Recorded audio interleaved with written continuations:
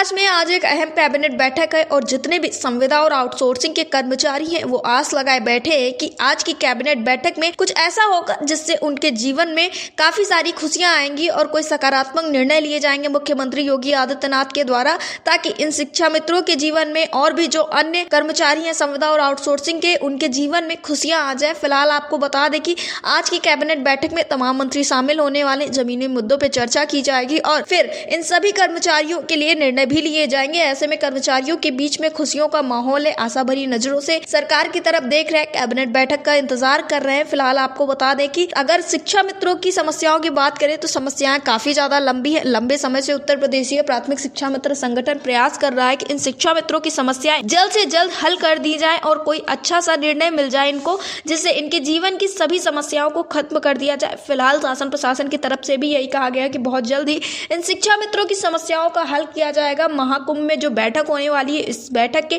ठीक 2 दिन पहले राजधानी लखनऊ में संगठन के सभी पदाधिकारी लगातार प्रयास कर रहे थे। अधिकारियों से, नेताओं से, शिक्षा मंत्री संदीप सिंह से मुलाकात कर रहे थे ताकि शासनादेश जल्द से जल्द जारी कर दिया जाए। और अब उत्तर प्रदेशीय प्राथमिक शिक्षा मित्र संगठन के जो पदाधिकारी हैं प्रयागराज पहुंच चुके हैं, कैबिनेट बैठक का इंतजार कर रहे हैं। इनका साफ तौर पर यही कहना है कि अगर कैबिनेट बैठक में कुछ अच्छा शासनादेश जारी किया जाता है तो वो उसका स्वागत करेंगे और अगर नहीं किया जाता है तो ऐसे ही फिर से बेजोड़ मेहनत करते रहेंगे, लगातार प्रयास करते रहेंगे और जल्द से जल्द समस्याओं को हल करवाने का प्रयास करेंगे। फिलहाल तो कयास यही लगाया जा रहा है कि अब मुख्यमंत्री योगी आदित्यनाथ इन शिक्षा मित्रों के लिए जरूर कोई ना कोई शासनादेश जारी कर देंगे। फिलहाल उत्तर प्रदेशीय प्राथमिक शिक्षा मित्र संगठन के प्रदेश महामंत्री सुशील कुमार यादव ने अपना एक वीडियो जारी किया है जिसमें उन्होंने बताया है कि कैबिनेट बैठक में शिक्षा मित्रों को क्या कुछ मिलने वाला है।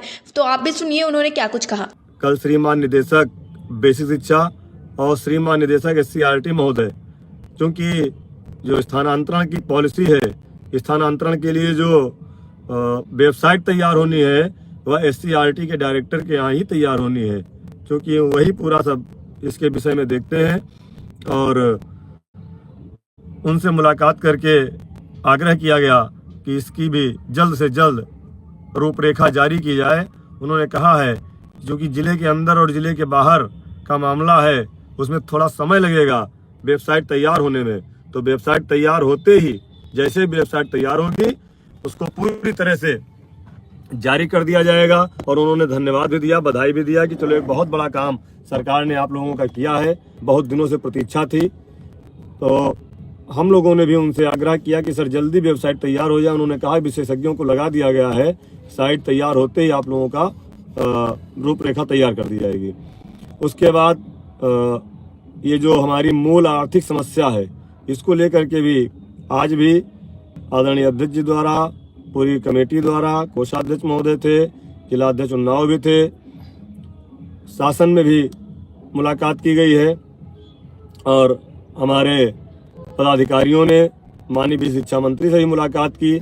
लेकिन सबसे बड़ी बात आपको हम बताएंगे कि कल की कैबिनेट बैठक में क्या होने वाला है, क्या निकाल के हम लोग लाए हैं सूत्रों से और अंदर से जो जानकारी मिली है उसको हम आपसे साझा करना चाहते हैं कि हम लोग प्रयागराज जा रहे हैं तो प्रयागराज में क्या हो सकता है, इसकी आप लोगों को बहुत बेसब्री से इसका इंतजार है कि आखिरकार प्रयागराज की कैबिनेट बैठक में होना क्या है।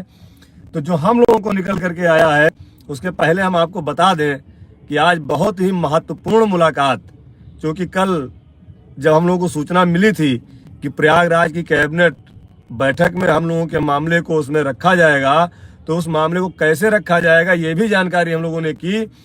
तो उसमें निकल करके आया था कि अब मामला बदलने जा रहा है, उसमें पैरवीकार बदलने हैं, उसमें और लोगों को जोड़ना है।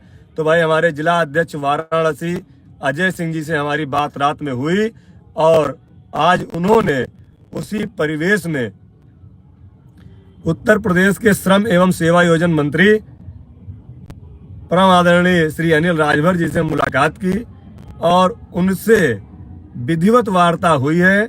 उन्होंने कल बुलाया भी है प्रयागराज में और कहा है कल के बाद आपके लिए जो डिसीजन होगा वो वास्तव में आप लोगों के लिए बहुत अच्छा होगा, क्योंकि वो कैबिनेट मिनिस्टर हैं, उनको कैबिनेट के मामलों की जानकारी एक दिन पहले मिल जाती है और उनका वहाँ पर होना इसलिए जरूरी था। और अनिल राजभर जी हमारे लिए बहुत महत्वपूर्ण साबित होने वाले हैं, क्योंकि हमारे प्रमुख सचिव जो बेसिक के थे श्री सुंदरम साहब, वह भी अब श्रम एवं सेवा योजन विभाग के प्रमुख सचिव हो गए हैं। और मुझे तो जहां तक आभास हो रहा है कि शिक्षा मित्रों की समस्याओं के समाधान का जो एक बड़ा श्रेय है वह हमारे सुंदरम साहब को ही जाएगा।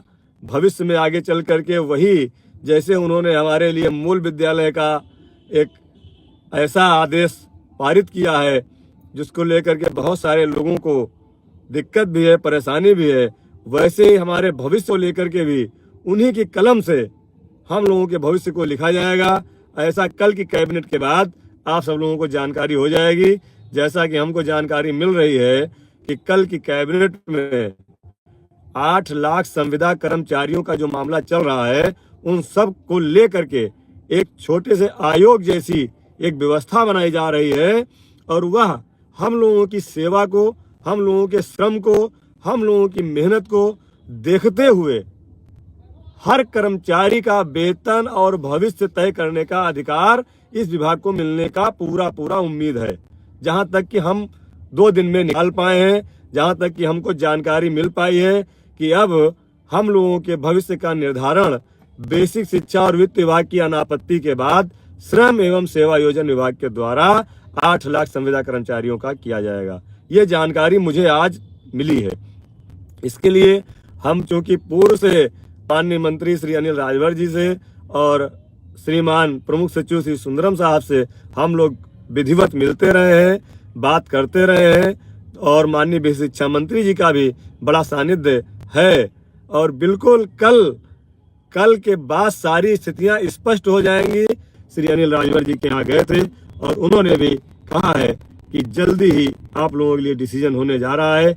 कल के बाद अधिकार क्षेत्र बढ़ जाएगा और जो भी डिसीजन होगा, वो तो कह रहे थे कि अब तुम लोग क्यों चिंता कर रहे हो, अब तो तुम लोगों का अच्छा हो रहा है। तो जब सरकार ये बात कह रही है, सरकार के अंग माननीय मंत्री जी ये बात कह रहे हैं, हमारे बेसिक शिक्षा मंत्री जी भी कह रहे थे कि आप लोगों के लिए हम प्रयास कर रहे हैं, जो भी होगा अच्छा होगा, परेशान मत हो। विनोद तिवारी जी, आपको भी बहुत बहुत बधाई। हमारे MLC मेरठ सहारनपुर श्री श्रीचंद शर्मा जी ने वास्तव में वह काम कर दिखाया है जो हम लोगों ने कभी सोचा नहीं था। उन्होंने संगठन के लोगों को माननीय बेसिक शिक्षा मंत्री, सरकार और माननीय मुख्यमंत्री जी तक पहुंचाया और उनसे हम लोगों के हक के लिए लगातार प्रयास किया।